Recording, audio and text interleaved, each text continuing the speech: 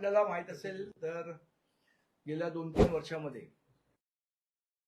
अनेक ठिकाणी CC road हे सिमेंट कॉन्क्रीटचे रोड तयार करण्यात आले. त्यासाठी तब्बल महापालिकेने जवळजवळ 8,000 कोटीचं निधी हा मंजूर केला होता आणि त्याप्रमाणे रोडची कामं चालू झाली. बऱ्याच ठिकाणी सीसी रोड झाले सुद्धा. आज दुर्दैवाने पुन्हा अशी परिस्थिती निर्माण झालेली आहे की या सगळीकडचे सीसी रोड हे पुन्हा एकदा खोदायची परमिशन ही महानगरपालिकेने दिलेली आहे. कुठल्या अधिकारात दिली? एक खोदलेले सीसी रोड पुन्हा कोण दुरुस्त करणार? त्याचे एवढे मिनिमम पैसे महापालिकेने का घेतले? सीसी रोडचा जो खर्च आहे त्याच्यापेक्षा कमी पैसे महापालिकेने घेतले ते पुन्हा झालेले खड्डे बुजवण्यासाठी. आणि पुन्हा तीच क्वालिटी होईल ही शंका आहे, कारण बऱ्याच ठिकाणी सीसी रोड खोदल्यानंतर तिकडे पुन्हा डांबर टाकण्यात आलं. मग सीसी रोड करण्याचा अर्थ काय उरला? एक न धड असे अनेक प्रश्न या अनुषंगाने उपस्थित राहतात. हा मुद्दा क्रमांक 1. मुद्दा क्रमांक 2 असा आहे की ज्या गोष्टीसाठी ही परवानगी दिली गेली त्या होत्या इलेक्ट्रिक केबल वायर. बरोबर. आता या इलेक्ट्रिक केबल वायर आपल्याला माहित असेल मुंबई शहरापुरता बोलतो आम्ही. ही बीएसटीची आहे आपल्याला सगळ्यांना माहिती आहे. मग टाटा पॉवरला ही खोदायची परवानगी का दिली? एवढी काही आज मुंबई शहरात तर अख्ख्या सगळ्या ठिकाणी बीएसटी सप्लाय करते. मग टाटा पॉवरला ही स्पेशल परमिशन का देण्यात आली इलेक्ट्रिक केबल टाकण्याची? हा मुद्दा क्रमांक 2. मुद्दा क्रमांक 3 याच्यामध्ये असा आहे की परमिशन तर दिली, पण टाटा पॉवरला जी परमिशन दिलेली आहे त्या परमिशनची ही कॉपी माझ्याकडे आहे, ही आपण बघू शकता. तर या परमिशनच्या कॉपीमध्ये स्पष्टपणे म्हटलेलं आहे की टाटा पॉवर कंपनी लिमिटेडला ही परमिशन दिलेली आहे आणि सब्जेक्ट लिहिला भवानी शंकर, म्हणजे एका ज्या रोडची परमिशन आहे त्याचे लेखक आहे, पण साधारण अशीच परमिशन ही ऑल ओव्हर मुंबई दिलेली आहे. Bhavani Shankar Marg pertaining to Tata 220 kV Dharavi Mahalaxmi cable link project याच्यासाठी परमिशन दिली. याचा अर्थ इलेक्ट्रिक केबल टाकायसाठी हे ट्रेंच करायची परमिशन दिलेली आहे. आता हे जे फोटो आहेत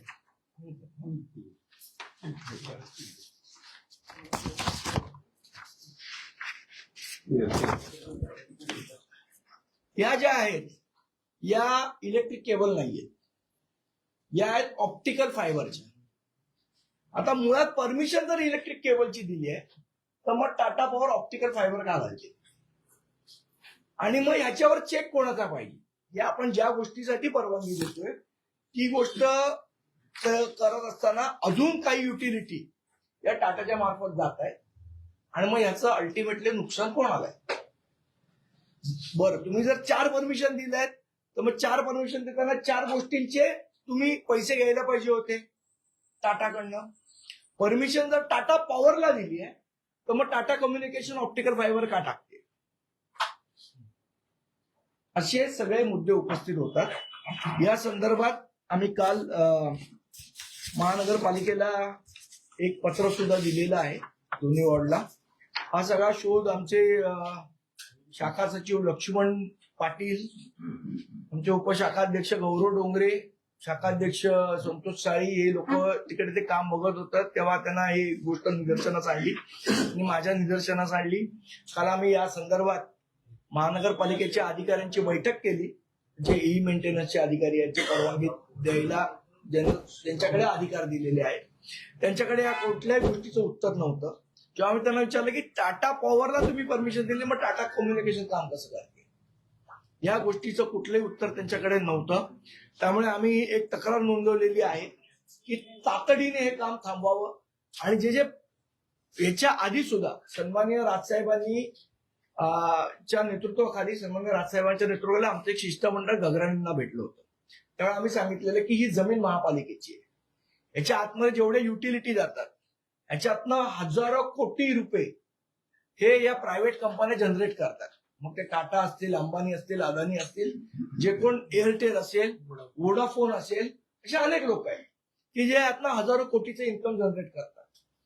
जमीन महापालिकेची, जमिनीच्या आतमध्ये खोदकाम करण्याची परवानगी महानगरपालिका देते. वर्षानुवर्ष ते केबल आतमध्ये राहतात, त्या बिघडल्या की पुन्हा खोदायची परमिशन महापालिका देते. महानगरपालिकेला फक्त खड्डा भरण्यापुरते पैसे ते लोक देतात. याच्यातनं महानगरपालिकेला का ना उत्पन्न मिळत? जर जमीन महापालिकेची, रस्ते महापालिकेची, त्याच्यातली केबल हे प्रायव्हेट कंपन्या टाकणार, मग त्यातनं निर्माण होणारा जो एवढा भला मोठा जो प्रॉफिट आहे तो महानगरपालिकेला का ना त्याचं शेअर मिळत? म्हणजे जागा महापालिकेची वापरायची आणि प्रायव्हेट कंपन्यांना पैसे कमवायला द्यायचे आणि इथे महानगरपालिकेने लोकांवर टॅक्सेस लावायचे. मग या कॉर्पोरेट कंपन्यांवर टॅक्सेस का नाही महापालिका लावत आहे? महापालिकेचे कुठले अधिकाऱ्यांचे आर्थिक हितसंबंध या कॉर्पोरेट कंपन्यांशी गुंतलेले आहेत? इतके 4 वर्ष आम्ही बोलतोय कारण त्यावेळेला प्रशासन होतं, प्रशासनात काहीच करत नव्हतं. पण आमची अशी अपेक्षा आहे की आता जे नवीन नगरसेवक निवडून आलेले आहेत, सभागृहात गेलेले आहेत, आता यांचा कंट्रोल असला पाहिजे महापालिका. तर या मुद्द्यावर महानगरपालिकेमध्ये सविस्तर चर्चा व्हावी ही आमची अपेक्षा आहे. आणि जे कोण अधिकारी त्यांना दिलेल्या अधिकाराच्या बाहेर जाऊन या परवानग्या दिलेल्या आहेत त्यांच्यावर कडक कारवाई झाली पाहिजे. हे नेक्सस आहे, कारण तुम्ही जसं सुरुवातीला म्हणालात की कॉन्ट्रॅक्ट काढले रस्त्याचे आता 2.5 वर्षापूर्वी 5,000 कोटींचे, आता मागच्या महिन्यामध्ये 600 कोटींचे रस्ते कंत्राटी तेच रस्ते पुन्हा कॉन्क्रीट करणार.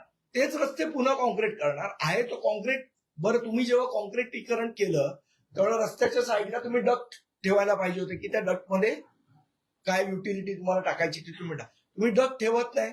आताही तुम्ही बघा बाहेर जाऊन सगळीकडचे रस्ते खोदलेले आहेत आणि ते सीसी रोडचे रस्ते खोदलेले आहेत. लोकांना ट्रॅफिकचा त्रास होतो, वाहतूक खोळंबा होतो, तो वेगळा. तो होऊन महापालिकेचं नुकसान होतं तेही होतं आणि प्लस महानगरपालिकेच्या हाती काय पडतं?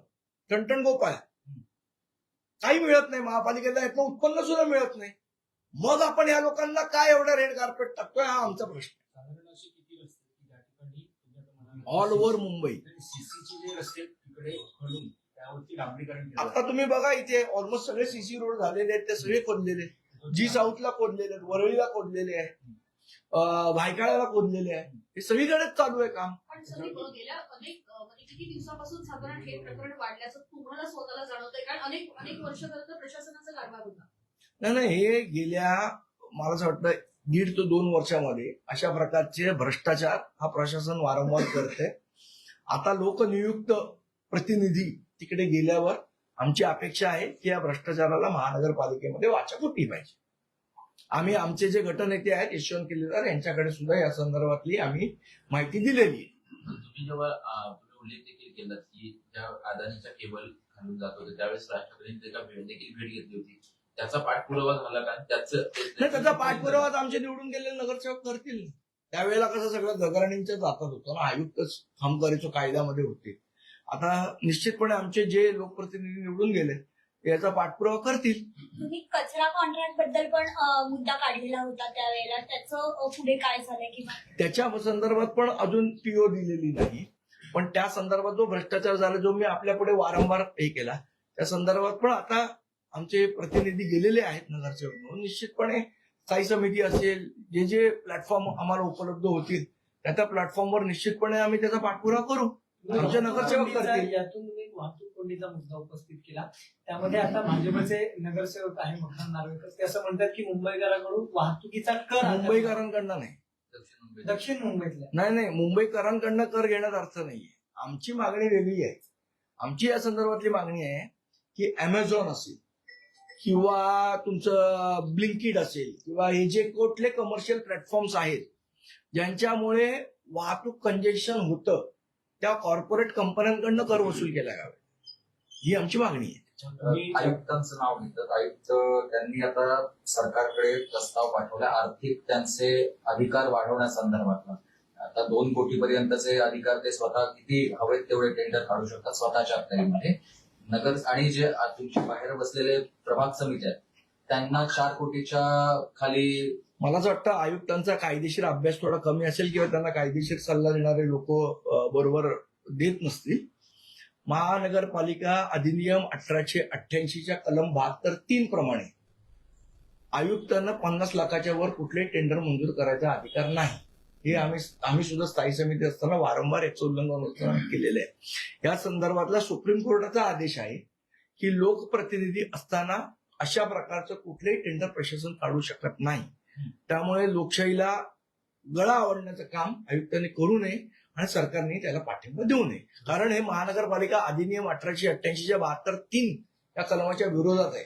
जर करायचं असेल तर त्यांना 72(3) हे कलम विधानसभेमध्ये त्याच्यावर संशोधन करावं लागेल. एक दुसऱ्या प्रकारे आता म्हणाला की रस्त्याचं परत परत फोडले जाते, सीसी रस्ते फोडले जातात. याआधी अनेक आरोप असे होत होते जे महापालिकेमध्ये सत्तेवर होते त्यांच्यावरती की रस्त्याचं खोदकाम करायचं आणि त्याच्यातून मैला खायचा. मात्र आता जो सीसी रस्ते तयार केलेत आणि या ज्या अशा वायर्स असतील त्या टाकण्यासाठी पुन्हा एकदा खंड जाते, तर हा नवा पर्याय मैला खाण्याचा या सरकारचा आहे. नाही, निश्चितपणे बघा कसं आहे की नुसतं रस्ते खोदून नुकसान होत नाहीये महापालिकेचं. त्याचे सगळ्या त्यांचे ते रस्ते नीट होत नाहीयेत हा एक नंबर 1चा मुद्दा आहे. प्लस तुम्ही इलेक्ट्रिक केबल, आज समजा तुम्ही मी टाटा आहे आणि मला परवानगी दिली इलेक्ट्रिक केबल टाकायला, तर मी इलेक्ट्रिक केबलच टाकली पाहिजे ना. त्याच्याऐवजी मी जर बॉम्ब ठेवायला सुरुवात केली तर ह्याच्यावर लक्ष कोणाचं आहे? आज इलेक्ट्रिक केबलची परमिशन असेल, तुम्ही ऑप्टिकल फायबर टाकताय, उद्या ऑप्टिकल फायबरची परमिशन घेऊन आतमध्ये बॉम्ब ठेवतील. कोणीतरी त्याच्यावर वॉच ठेवायला पाहिजे ना, कोणीतरी लक्ष ठेवायला पाहिजे ना. तुम्ही असं नाही सरसकट ब्लँकेट परमिशन देऊ शकत. हा शेवट आपल्या सिक्युरिटीचा पण विषय आहे. एक वेगळा प्रश्न आहे. परभणीमध्ये महापौर जो आहे तो ठाकरेंच्या शिवसेनेने मुस्लिम दिलेला आहे आणि हिंदू जो आहे तो उपमहापौरपदी बसवलाय तो काँग्रेस पक्षाचा. कसं पाहता? मला हिंदू मुस्लिमचा काय विषय आला? आणि मुंबईमध्ये भाजप म्हणत होतं खान महापौर बसवणार, तर परभणीमध्ये मुस्लिम महापौर बसवला. मला असं वाटतं तो काम करणारा आहे ना, काम केलं पाहिजे त्यांनी. हा महत्वाचा मुद्दा आहे. मुसलमानांना देशात राहायला अलाउड आहे का नाहीये, हा महत्वाचा विषय आहे. संदीपजी, चंद्रपूरमध्ये जो गोंधळ झाला त्या गोंधळाला जबाबदार सर्वस्वी काँग्रेसच आहे असं सध्या म्हटलं गेलेलं आहे. ठाकरेंची जी भूमिका आहे त्या संदर्भात प्रश्न उपस्थित करण्यात आलाय. काय नेमकं? ना मला तर काय कळत नाही. म्हणजे मीही बघितली संजय राऊतांची पत्रकार परिषद. ते सांगत होते की 2 काँग्रेसमध्ये भांडण होती, मग आमच्या पक्षाने गंभीररित्या चर्चा नाही केली वगैरे वगैरे वगैरे वगैरे. म्हणजे तुम करे तो रास लीला, हम करे तो कॅरेक्टर ढीला, अशा प्रकारची वागणूक बरी नाही संजय राऊतांची. तुम्ही काँग्रेस बरोबर बसायला पाहिजे होता ना. जर तुम्ही महाविकास आघाडीचा भाग होता, तुम्ही भाजपबरोबर कसे गेले मग तिकडे? म्हणजे तुम्ही कराल ते सगळं चालतं योग्य बरोबर. दुसऱ्यांनी केलं की मग इथे येऊन राजू पाटील भाजपला विकले गेले आहेत, हे असं झालंय तसं झालंय, अशा प्रकारे योग्य नाही ना बोलणं. तुम करे तो रास लीला, हम करे तो कॅरेक्टर ढीला. मला वाटतं कारवाई केली पाहिजे, कारण म्हणजे नाही, कारवाई करायची नाही करायची हा त्यांच्या पक्षाचा विषय, त्याच्यामध्ये मी पडणार नाही. पण माझी जी माहिती आहे ती जे नगरसेवक गेले, जी मला माझ्या ऑथेंटिक सूत्राकडनं मिळालेली माहिती आहे, प्रत्येक नगरसेवकाला 1-1 कोटी रुपये हे दिले गेलेले आहेत आणि प्लस या बाकीची ऑफर आहे जी माझी चंद्रपूरमध्ये जे उबाटाचे नगरसेवक गेले त्यांना, आणि जो अपक्ष नगरसेवक गेला त्याला 50 लाख रुपये दिले. ही माझी माहिती आणि याच्यावर चौकशी करावी.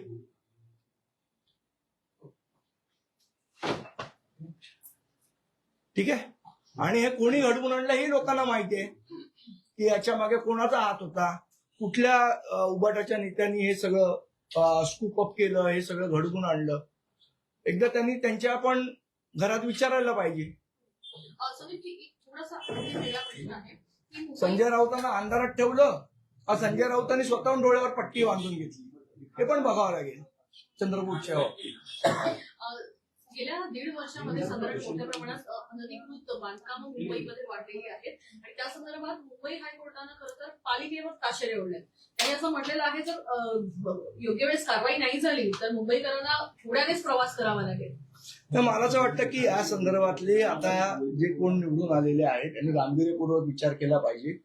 आम्ही एक प्रस्ताव असताना महापालिकेला दिलेला की अनधिकृत बांधकाम असतील किंवा अनधिकृत फेरीवाले असतील, या सगळ्यांवर कारवाई करायला महापालिकेकडे तसा फोर्स नाही. त्यामुळे महापालिकेने प्रत्येक वॉर्डसाठी एक डेडिकेटेड पोलीस स्टेशन ठेवावं, ज्या पोलीस स्टेशनचा फोर्स हा फक्त महानगरपालिकेच्या संदर्भात होणाऱ्या गुन्ह्याच्या अनुषंगानेच काम करेल, जेणेकरून या सगळ्या गोष्टींवर आळा बसेल आणि त्याचे पैसे हे महापालिकेने पे करावेत. महापौराचे म्हणाले काल की 8% जो दरवर्षी पाणी पट्टीमध्ये वाढ होते ती आता आम्ही स्थगित करतो. रद्द करतो. नाही कसं आहे, वाढ रद्द करा, हे करा. आज महापालिकेची परिस्थिती अशी आहे आर्थिक परिस्थिती की पुढच्या 5 वर्षानंतर अधिकाऱ्यांच्या पगार सुद्धा होणार नाही अशी आर्थिक परिस्थिती आहे. त्यामुळे आपण जेव्हा कर रद्द करतो एखादा, त्यावेळेला तुम्हाला दुसरा कर इंट्रोड्यूस करावा लागतो जो तुमचं डेफिशियट भरेल. आज ऑक्ट्रा रद्द झाला, आता तुम्ही म्हणणार पाणीपट्टी आम्ही रद्द करतो. महापालिकेला कर कुठनं येणार आहे? महापालिकेला जी विकास कामं करायची आहेत त्याच्यासाठी येणारा पैसा हा राज्य सरकार देणार आहे, केंद्र सरकार देणार आहे का महानगरपालिकेने स्वतःचं स्वतः जमवायचं? याच्या संदर्भात काहीतरी क्लिअरिटी लागेल ना.